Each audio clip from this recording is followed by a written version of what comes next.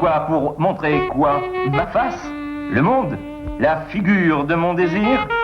La figue pure, la sainte face, le câlin calice, où boire des yeux et du mufle, terre, lune, femme, cul de fille doux comme un pardon et une aurore. Oh oui!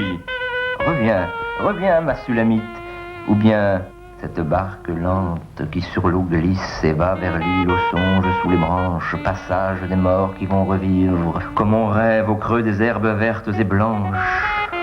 Et moi je suis le roi de mes images profondes, tu la verras sur la rive, la maison ivre, comme tu la rêvas, oui tu la verras.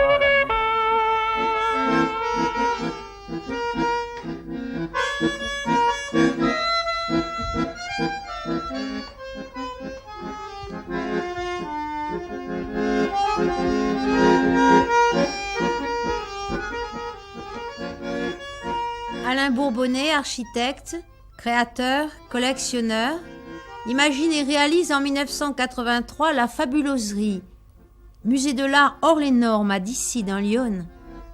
Personnage rabelaisien, extravagant, hors du commun, il s'est créé avec sa femme Caroline un univers de turbulence.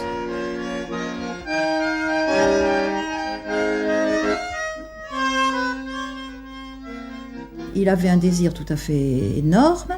Il voulait retrouver la maison de campagne dans laquelle il était né à Aîné-le-Château dans l'Allier. Et lui est entré là, et quand il a vu la situation au bord de la rivière, j'achète. Alors, bon, l'agent immobilier complètement stupéfait, et hop, ça a été le départ là d'un rêve. Uniquement la maison, mais avec des grands espaces. Et là, il s'est mis à créer, à faire des volumes, à construire des volumes extravagants, les Turbulents. Et c'est ici, dès 1960, qu'est née la tribu des Turbulents.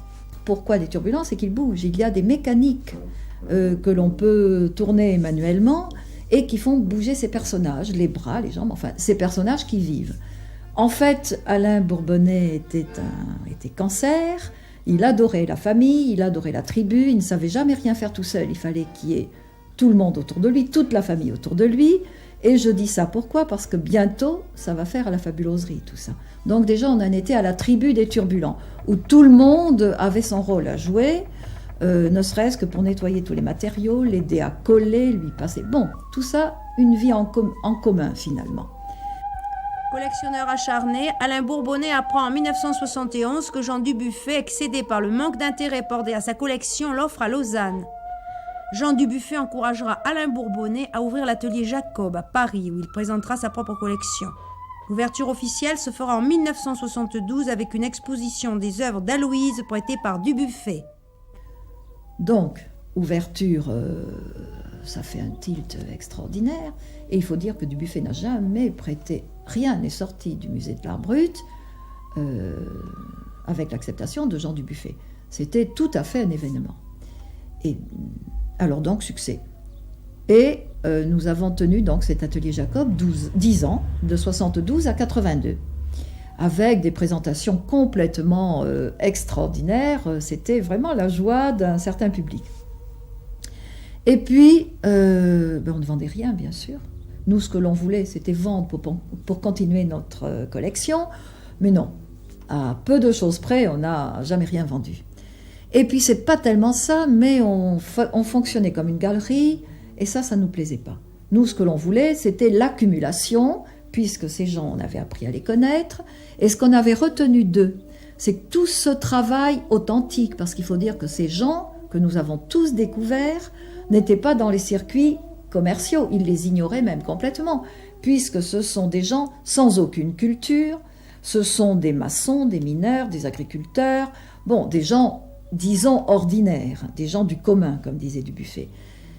Donc, à l'abri et en dehors de toutes les modes. Et nous, on trouvait ça, c'était subjugant. C'est un personnage qui faisait tout dans l'urgence, mais tout en grand, démesuré dans l'urgence. Il n'a jamais arrêté, ni de construire pour les autres, mais aussi de construire pour lui, de bricoler. Ce dada de création insolite, bon, il l'a mené d'une façon aussi démesurée, comme il était lui. Et c'était quoi? Finalement, on a appris à connaître tous ces gens qu'on allait voir. Ils ont tous créé en toute authenticité, en tout besoin de créer, en toute urgence de créer. Et pourquoi il y a eu l'osmose entre Alain Bourbonnais et ces gens-là? En fait, ils étaient faits pareil. Dans le fond, il y avait la même authenticité, il y avait la même presse, la même urgence à faire. Tous ces gens, c'était des hommes du fer. Et aussi de transcender leur vie, de mettre du rêve dans leur vie. Et Alain Bourbonnais, c'était ça.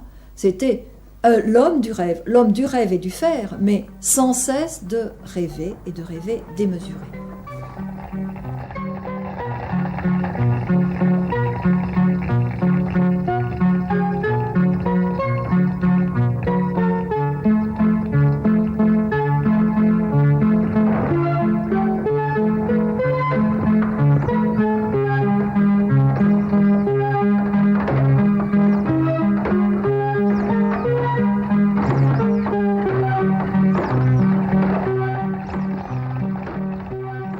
Et puis les vacances c'était aussi...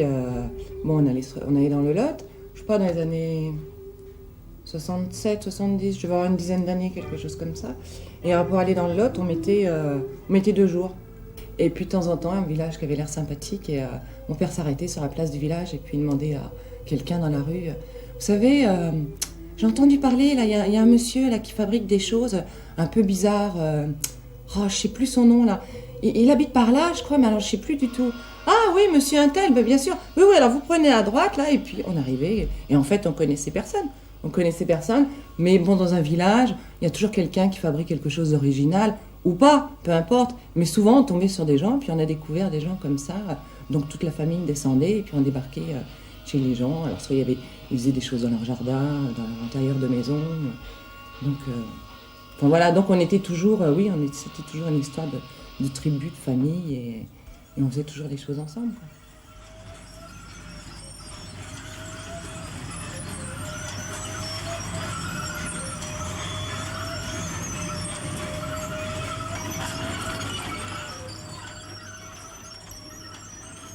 Le manège de Petite-Pierre est l'une des découvertes d'Alain Bourbonnais.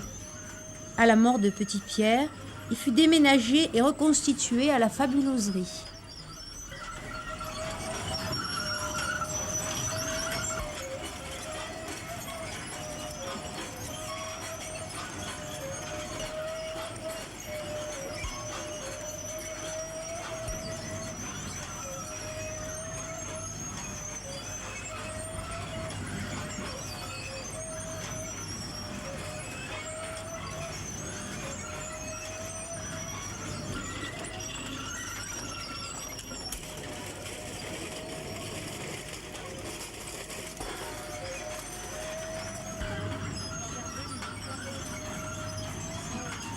Qu'est-ce qu'il a fait aussi d'autre? Il s'est construit un atelier, puisque son atelier c'était dans l'ex-remise, qui était devenue la fabuloserie. Donc il crée un atelier. Et il crée un atelier que tout le monde admire, qui est moderne, avec des cubes, et qui est pourtant complètement intégré dans ce paysage de vieilles maisons et de puisées. Il est fait avec des vieilles tuiles, avec des traverses de chemin de fer, et tout ça dans une sérénité aussi. Tout ce qu'il fait, tout ce qu'il faisait, hélas, dégage une sérénité, où l'homme se sent bien.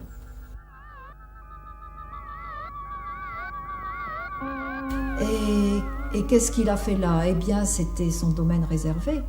En fait, c'était l'accomplissement dont il avait envie pour sa maturité. C'était une construction à sa guise et une production aussi à sa guise.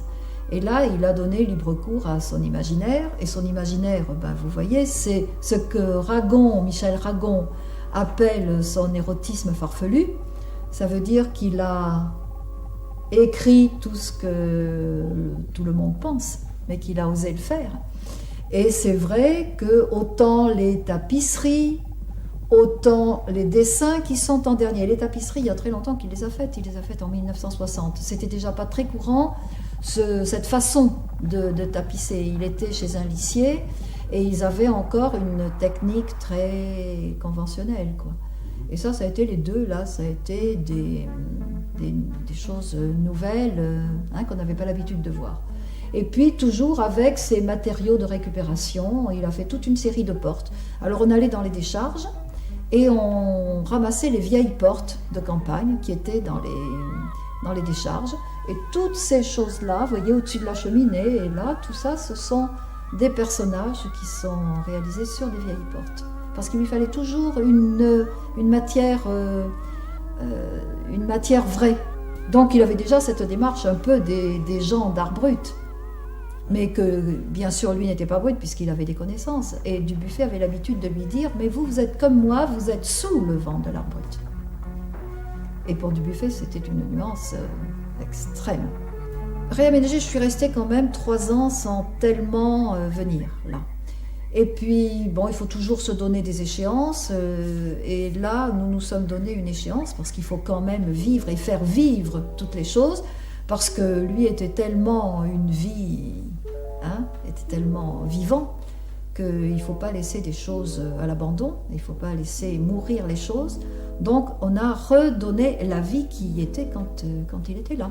Et on a réaménagé. Alors qu'est-ce que j'ai fait? J'ai mis toutes ces choses. Par exemple, ce coin de dessin, c'est lui qui s'aménageait pour vivre dans sa coquille. Bon, nous avons remis des choses que l'on a retrouvées. Et pour faire quand même son endroit. Pour qu'il se retrouve, pour qu'on le retrouve là et pour qu'il se sente encore chez lui et bien là dans cet endroit qu'il avait absolument voulu.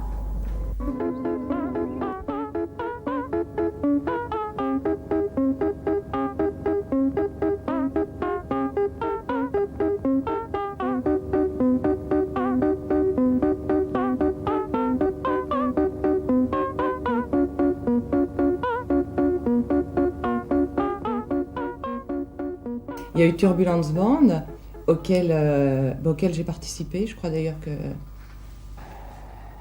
Je crois que je devais être la seule. Il n'y avait qu'une personne. Et puis il y a eu Tricyclo, où alors là c'était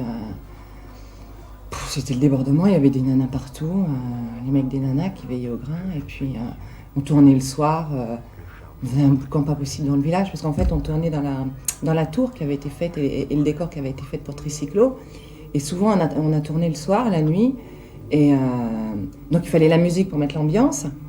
Donc, déjà, ça faisait pas mal de bruit par rapport au village. Puis en plus, on grimpait dans la tour, des tenues assez originales, quoi. Et le jour où il a fait le film, on est tous allés dans la pièce là-bas. Et puis, chacun a trouvé des déguisements... comme ça, quoi, c'était drôle.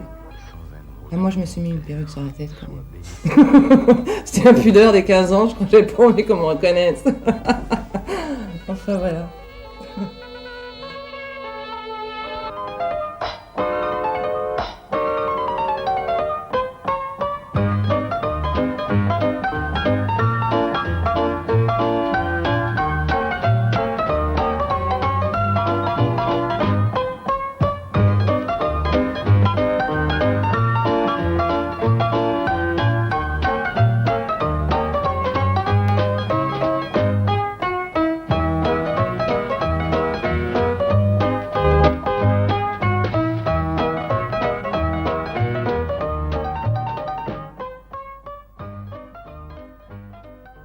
Je me suis retrouvée là-dedans et je me suis, c'est vrai, complètement trouvée et je suis bien, j'ai trouvé mon équilibre aussi là-dedans. Et c'est une façon, j'ai même compris l'art de l'intérieur grâce à tout ça. Et grâce à la fréquentation de tous ces hommes du commun, de toutes ces choses qui étaient faites en toute naïveté et en toute inconscience, et aussi par Alain Bourbonnais qui a fait la fabuloserie et qui m'a fait moi aussi, voilà, et qui a fait mes enfants. Voilà, tout ça c'est l'homme, c'est l'empreinte de l'homme, et heureusement.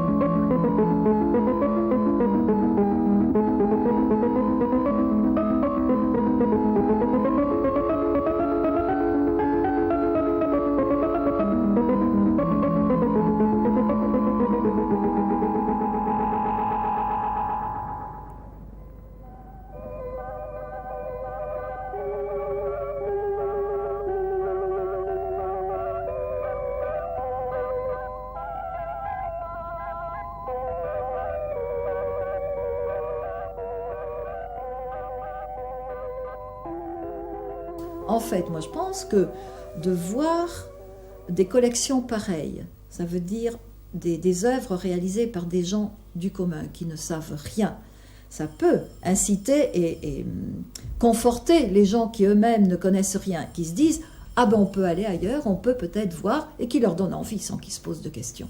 Et ça peut être une façon d'aborder l'art avec un grand A.